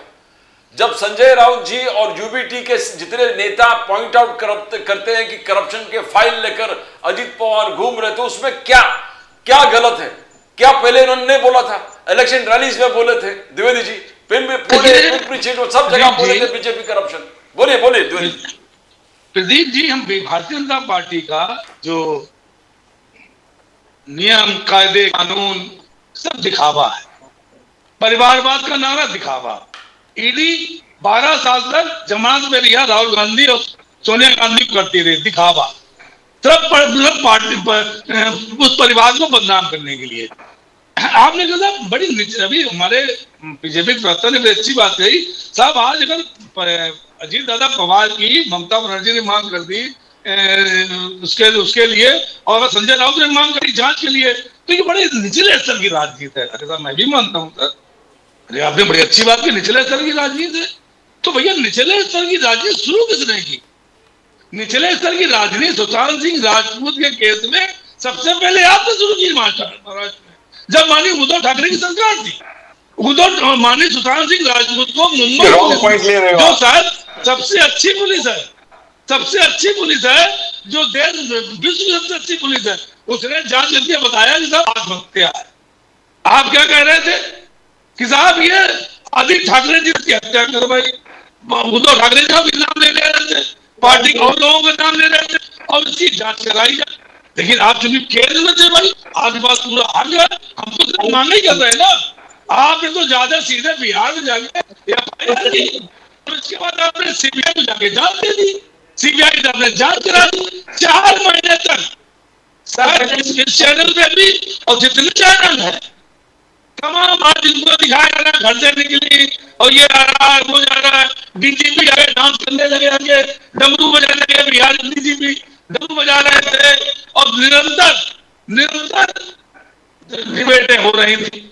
और फिर सब ध्यान के काफी ठाकरे को गिरफ्तार करना चाहिए, सब जगह चिल्ला रहे थे। क्या हुआ भाई? और इसके बाद 2019 में अटैक हुआ था, उसके लिए वोट प्रधानमंत्री जी मांग रहे थे। तो सबसे निचले स्तर की राजनीति कौन कर रहा है? मैं यही तो पूछना चाहता हूँ, सबसे निचले स्तर की राजनीति क्या उद्धव ठाकरे कर रहा है, या कांग्रेस कर रही, या समाजवादी पार्टी कर रही, या राष्ट्रीय जनता दल कर रहा है, या देश की विपक्षी लोग कर रहे हैं? सबसे पहले निचले स्तर की राजनीति शुरुआत करते हैं। सबसे पहले निचले राजनीति जब शुरू करते हैं, आप ये भूल जाते हैं कि आने वाले दिनों में परिवारवाद आपको भी देखना पड़ेगा। जैसे पहले आपने बिहार में क्या किया, रामविलास पासवान की डेथ हुई, चाचा जी को आपने ले लिया। चाचा जी को लेने के बाद जब उनसे मतलब निकल गया, आपने उनके हनुमान जी बेटे को ले लिया, आज उनको मंत्री बना दिया आपने। तो परिवारवाद को बढ़ावा तो आपकी पार्टी ऑटोमेटिक दे रही है। और आपके बीसीसीआई में सचिव बने हुए हैं, माने अमित शाह जी के लड़के, उन्हें कौन सा ज्ञान है कि सर, वो तो अलग हो गया ना सर। कौन सा ज्ञान है? तो सर, मैं वो तो यही अलग- आपसे कह रहा हूँ, आप जो सर, वो तो अलग हो नीति गया। आयोग के सिद्धांत है, और मैं एक बात आपसे फिर कहूंगा, किसी की आस्था विश्वास का आप मजाक नहीं उड़ा सकते।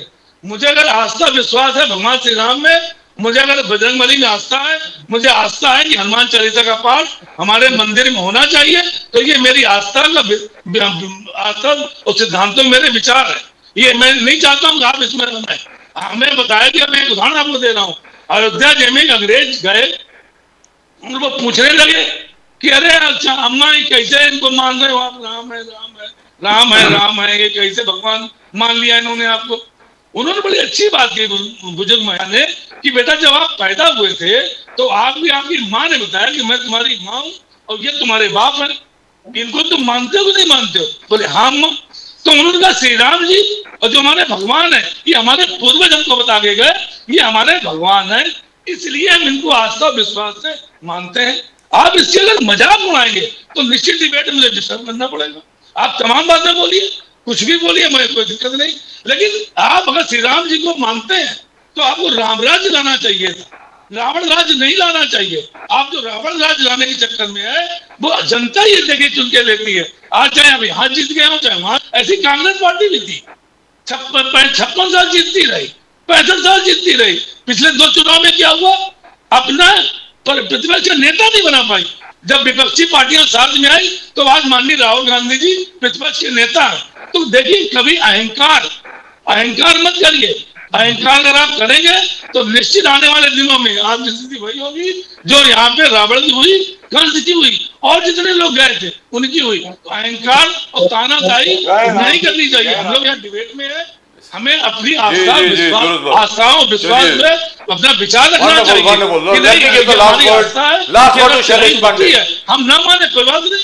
जी, लेकिन शैलेश हमारे पांडे जी। बुजुर्ग हमको कह के गए कि सब तिरंगी होती है, तो हम 90% हिंदू, 90% हिंदू तिरंगी मनाता है, अपने बाल कटवाता है, 90%, 10% नहीं मनाते, कोई बात नहीं। जैसे बौद्ध धर्म है, तमाम ऐसे धर्म है जिसमें चीजों को नहीं माना जाता। सर गरुड़ पुराण, मेरा ये सजेशन है, आप विष्णु पुराण और गरुड़ पुराण पढ़ लीजिए, उसमें आपको क्लियर कट ऑप्शन मिल जाएगा। विष्णु पुराण में तो यहां तक लिखा है, मैं ब्राह्मण नहीं हूं लेकिन फिर भी पढ़ा हुआ हूं सर, संस्कृत स्कूल में पढ़ा हूं, माफ कीजिएगा, क्लियर कट लिखा है कि भैया कर्म करो, कर्म से ज्यादा और कोई पूजा नहीं है, कर्म कीजिए। बजाज जी, मैं जी। आपकी बात से सहमत हूँ। मेरी मदर की डेट में हमने गरुड़ पुराण सुना था, सर, सुन लीजिए, सर, 10 मिनट में सुन लीजिए। सर। लेकिन हमारे पूर्वज सर, मैं गए पांडे जी के पास कि चले जाऊं? इनको बेटा अग्नि देगा, इनको बेटा अग्नि देगा, तुम अग्नि दे रहे हैं। आजकल नहीं हो रहा। आपको अग्नि देगा, आजकल बेटियां अग्नि देती हैं। देके इनकी बाकायदा वो करेगा, आग लगाएगी इनको।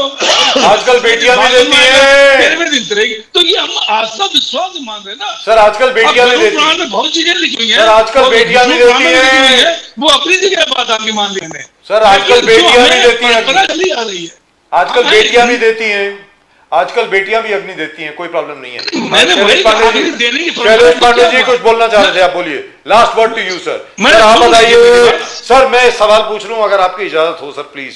द्विवेदी जी, आपको किसी ने इंटरप्ट नहीं किया, आप बहुत अच्छा बोले, बहुत बहुत देर तक बोले। पांडे जी अब आप ये बताइए, ये कंस्पिरेसी थ्योरीज जो बार बार आ रही हैं, इनका क्या करेंगे यार? ये क्या है कि लोग पागल हो गए हैं क्या? पांडे जी बोलिए ना। देखिए, जैसे चुनाव के समय में फेक न्यूज चलाई जाती है और फेक नैरेटिव गढ़े गए थे लोकसभा चुनाव में, और उसी तरह की फेक नैरेटिव का प्रवचन आदरणीय प्रातस्मरणीय पूजनीय द्विवेदी जी कर रहे थे।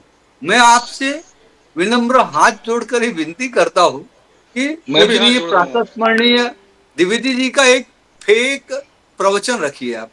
ये सारे फेक न्यूज, फेक घटनाएं, गढ़ी हुई घटनाओं का एक अच्छा प्रवचन करेंगे। ये इनके लिए एक प्रवचन सत्र का आयोजन करिए, यही मेरी आपसे विनती है आज। डिंपल मेहता अगर बनता है तो first Marathi non Marathi mayor बनेगी। क्या ये एक्सेप्टेबल होगा पूरा मीरा भाईंदर कॉर्पोरेशन में? द्विवेदी पांडे जी, एक चैलेंज है पूरे महाराष्ट्र में, ये है कि एक भी नहीं बनेगा। अगर ये बनता है तो किस प्रकार से देखते हो आप? राजू जी, मैं आपको जानकारी के लिए बता दूं और जनता को भी कि डिम्पल मेहता जी ये पहली नॉन मराठी मेयर नहीं बनेंगी। ये ऑलरेडी पहले 2.5 साल मेयर रह चुकी हैं एक जी, बार। जी। और इस मीरा भाईंदर शहर की प्रथम महापौर थी स्वर्गीय मायरा मेंडोसा जी। उसके बाद भी नरेंद्र मेहता जी थे महापौर। उसके बाद गीता जैन जी महापौर थी। बीच में रिजर्वेशन था SC ST का, तो उस दौरान निर्मला सावले जी, ज्योत्सना हसनाले जी महापौर थी। और फिर बाद में डिम्पल मेहता जी भी महापौर बनी। तो इसके पहले मैंने जैसे कहा कि मायरा मेंडोसा जी हो, फिर नरेंद्र मेहता जी हो, गीता जैन जी हो, फिर डिम्पल मेहता जी, ये ऑलरेडी सब बन चुके हैं पहले महापौर। ये पहली बार नहीं हो रहा है। इसीलिए मुझे इस बात का ही दुख है, पीड़ा है कि इसके पहले कभी कोई आवाज नहीं उठाया, कोई आंदोलन की बात नहीं की। ये क्यों अब क्यों कर रहे हो?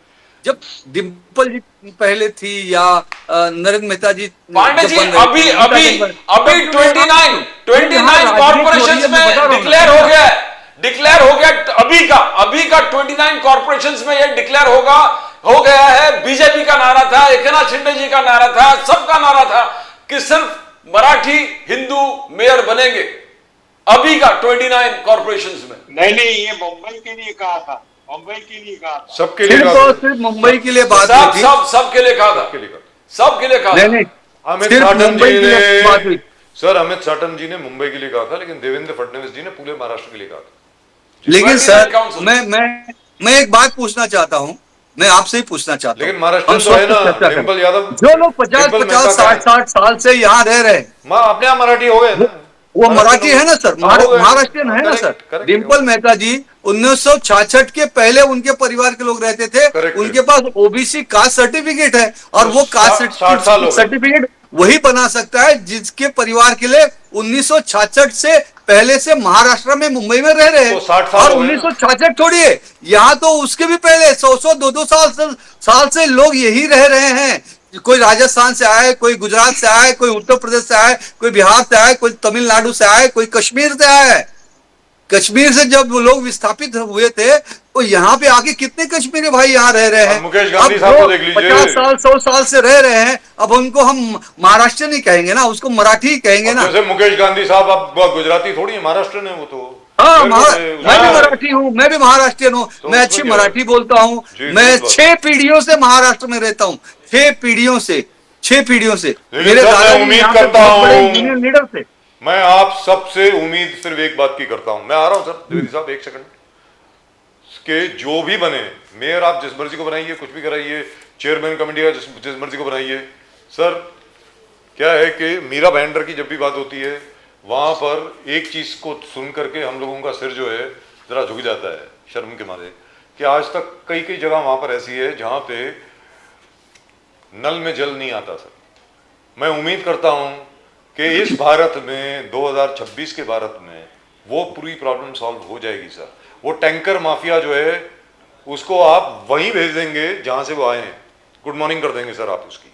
बताएं पंडित जी, कुछ बोल रहे थे आप? मैं फिर देखिए राजू जी, टैंकर माफिया जब यहाँ पे कांग्रेस का सत्ता थी तभी सक्रिय था। लेकिन भारतीय जनता पार्टी नरेंद्र मेहता जी के नेतृत्व में जब से यहाँ पर भारतीय जनता पार्टी के मेयर बने, तब से धीरे धीरे टैंकर माफिया भी खत्म हो गए। और आज के दिन में पहले की अपेक्षा पानी भी बढ़ा है, पानी बढ़ा है। और दूसरी बात, हमारे जो नरेंद्र मेहता जी हैं, उन्होंने देवेंद्र फडणवीस जी, हमारे मुख्यमंत्री जी से अनुरोध करके मुख्यमंत्री देवेंद्र फडणवीस जी के माध्यम से सूर्या डैम प्रकल्प का पानी पास किया गया है। आने वाले 3 से 4 महीने के बाद मीरा भाईंदर शहर में 24 घंटे पर भरपूर पानी मिलेगा। और साफ पानी आएगा। पानी की जो कमी सर, है, जो मुकेश गांधी साहब बोल रहे हैं, सुन लें एक बार। सर एक बार सुन लें। जनता को I hope so sir, sir I hope so. Mukesh Gandhi साहब कुछ बोल रहे थे, जरा सुन लीजिए उनकी बात। मुकेश गांधी साहब, आप क्या गणपति बप्पा के आशीर्वाद से मीरा भाईंदर शहर में घर घर पानी भरपूर आएगा, 24 घंटा पानी मिलेगा। Sir please listen to Mukesh Gandhi नहीं, साहब। पांडे जी, नरेंद्र मेहता जी का आयोजन और सब अच्छा है, पर आज भी जो कई एरिया, इतने एरिया है और प्रोमिनेंट एरिया है कि जहां आज भी टैंकर के पानी से ही जितने नए नए बड़े बड़े 5 स्टार बिल्डिंग बन गए हैं, फटाफट खड़े हो गए हैं। और आज शांति नगर लो और कितना एरिया है ऐसा मीरा रोड भाईंदर में कि जहां आज भी टैंकर का पानी ही आता है। आता है। आज आप गीता जैन पहले से हुई, नरेंद्र मेहता भी मेयर हो गए, तो मीरा भाईंदर की जनता को ये टैंकर का पानी और दूषित पानी क्यों मिलता है? इसका सर- इलाज 2-3 महीने में नहीं होने वाला है। Sir, the same problem पूरी exists in system में Indore. गड़बड़ है वहाँ, सर। Sir, same उसके thing in ऊपर Indore. आयोजन कीजिए, नहीं तो आने वाली कल यही हमारी बीजेपी की गवर्नमेंट को मेजोरिटी नहीं मिलेगी। इतना सर, लिख के रखना। एक तो वो है और दूसरी चीज क्या है? गांधी जी, मैं आपको पूरा आश्वासित करता हूँ कि आने वाले आपके गणपति से, आश्वासन से गणपति नहीं बप्पा होगा, के सर, आशीर्वाद ये से बहुत बड़ा देवेंद्र आश्वासन फडणवीस जी और देगा। नरेंद्र मेहता जी के नेतृत्व में ये यहाँ होगा। पर जैसे गणेश यहाँ नायक ने पर न्यू 24 मुंबई को घंटे पानी लोगों जैसा को मिल स्वच्छ सकेंगे। पानी और उसके लिए पूरा डैम बनाया, उसमें आयोजन किया। और आज मैं कहता हूं कि मीरा भाईंदर, थाने और नई मुंबई में, ये तीनों जगह में सबसे अच्छा कोई वाटर के बारे में परफॉर्मेंस है तो वो गणेश नायक का है।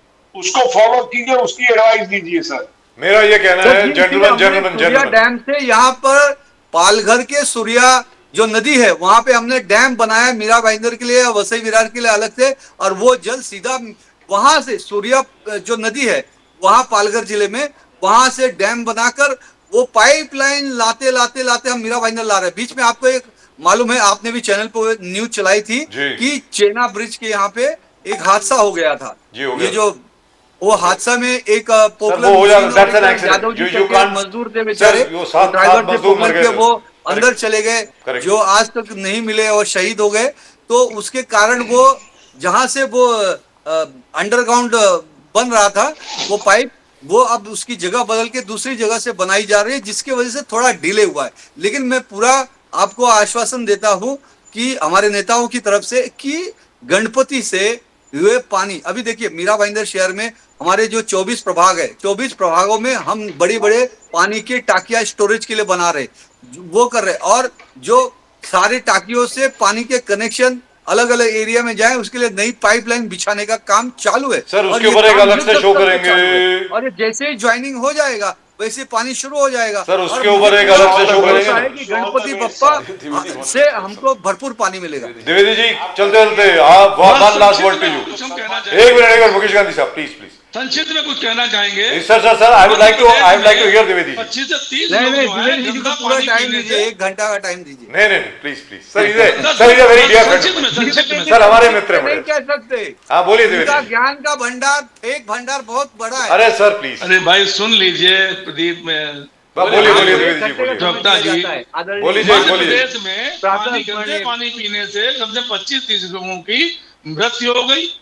उनको मैं विनम्र श्रद्धांजलि देता हूँ, भाजपा से कहता हूँ कम से कम इस तरह के काम ना करें। सर, हर शहर में हो रहा है। किसी की मृत्यु ना सर, हो। हर शहर में हो रहा है। दूसरी बात मैं कहना चाहूँ, जो आप बार बार कह रहे हैं, लेकिन इनकी जीतने के बाद तानाशाही आ जाती है।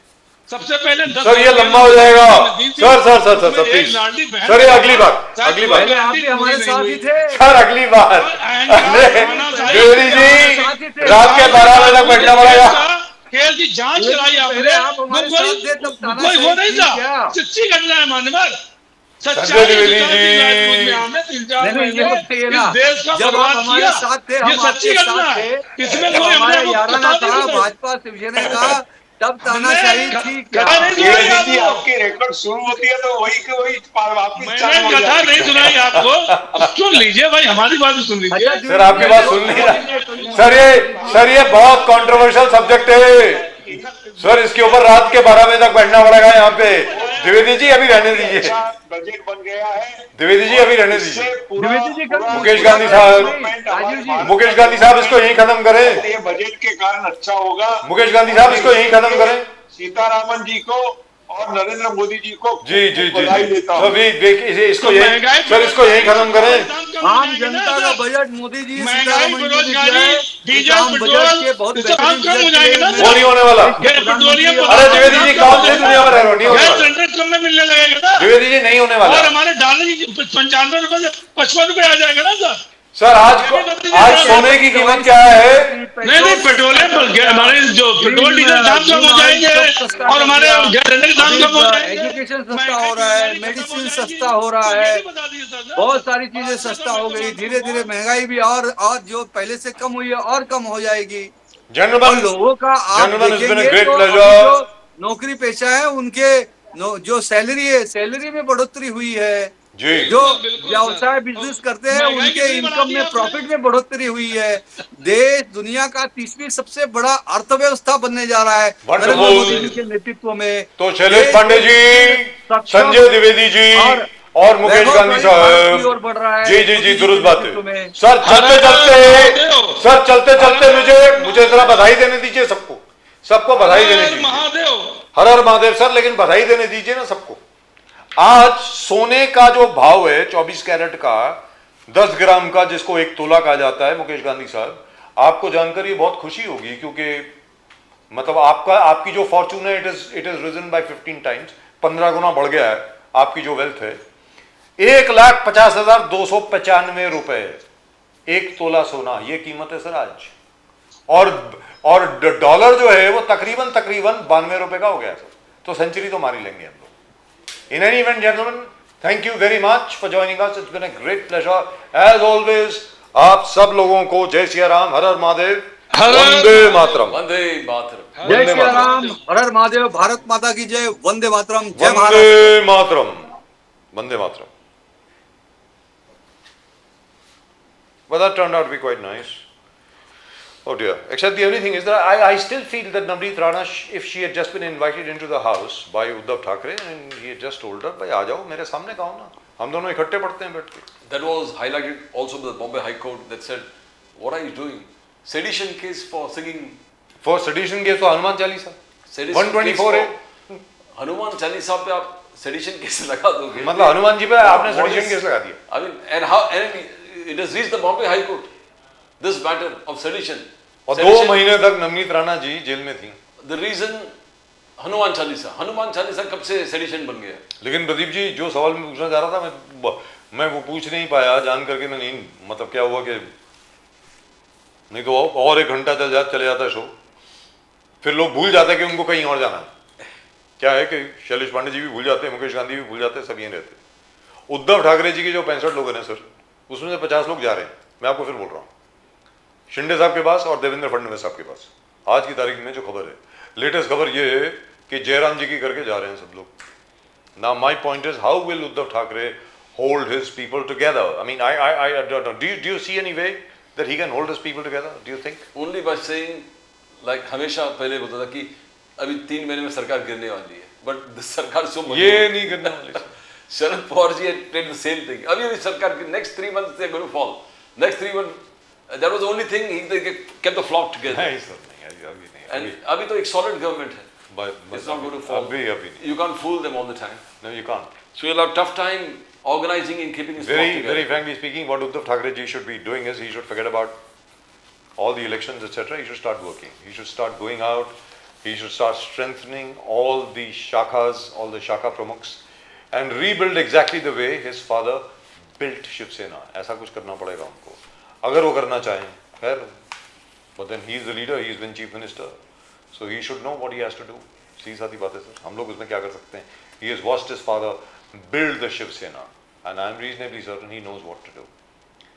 And as far as Raj Thackeray Saab is concerned, Raj Thackeray Saab is more or less at the moment reconciled himself to the fact that electoral politics is perhaps not for him. So he will have to work in a different way in Maharashtra. Maharashtra में उनको अलग तरीके से अब काम करना पड़ेगा, ये मैं समझता हूँ. And I, as you know, I'm a big fan of Raj Thackeray. Raj Thackeray साहब का मैं बहुत बड़ा फ़ैन हूँ, और मुझे बड़ा दुख पहुँचता है जब राज ठाकरे साहब की जो परफॉर्मेंस होती है, इलेक्ट्रल परफॉर्मेंस अच्छी नहीं होती है, लेकिन उनको भी ज़रा अपनी ऑर्गेनाइजेशन को स्ट्रेंथन करना पड़ेगा, ऐसा मैं समझता हूँ। In any event, if you have not subscribe to the channel, अभी तक आप लोगों ने अगर सब्सक्राइब नहीं किया चैनल को तो प्लीज़ कर लें। Please subscribe to the channel. Thank you so much. When you click to the icon subscribe, you subscribe to the fastest growing channel of the nation, Nation Now. Nation Now, your channel, always with you, the real people's channel. असल में और ये जो इन्होंने Meera vendor की बात करी थी ना, मैं वही बोलना चाह रहा था जब शैलेश पांडे जी बोल रहे थे, मतलब बड़े एंथुजियास्टिक हो गए थे वो बोलते हुए। वी विल मॉनिटर कि टैंकर आने, पानी के टैंकर आने कब बंद हुए, कब बंद हो रहे हैं, हुए नहीं कब बंद हो रहे हैं मीरा भाईंदर में, ये हम लोग मॉनिटर करेंगे, याद रख लीजिएगा। इन्होंने 3 महीने का टाइम दिया है ना, मैं इनको 6 महीने का टाइम देता हूं, चलो 6 महीने के अंदर कर दीजिए, नहीं हो पाएगा। Because I know the progress of the work on the water pipeline, कहां तक आई है कहां तक नहीं आई है। और जो मुकेश गांधी साहब ने जो पॉइंट रेज किया था ना, which is the most important point, please don't mix it up with the sewage. जो अभी वाटर पाइपलाइन आपकी आ रही है उसको आप अलग रखिए और अच्छी तरह, क्योंकि आपके पास मौका है। क्या है कि you are laying a new water pipeline, Pradeep ji, जब आप नई पाइपलाइन ले कर रहे हैं तो use a different duct, don't use the same route as the sewage और ड्रेनेज। आप अलग जगह से यूज कीजिए ताकि मिक्सिंग का सवाल ही पैदा ना हो। You have an opportunity. I am reasonably certain that all the planners, all the people who are at the moment in the municipality of Meera Bhayandar, I think should pay attention to this. I hope they do.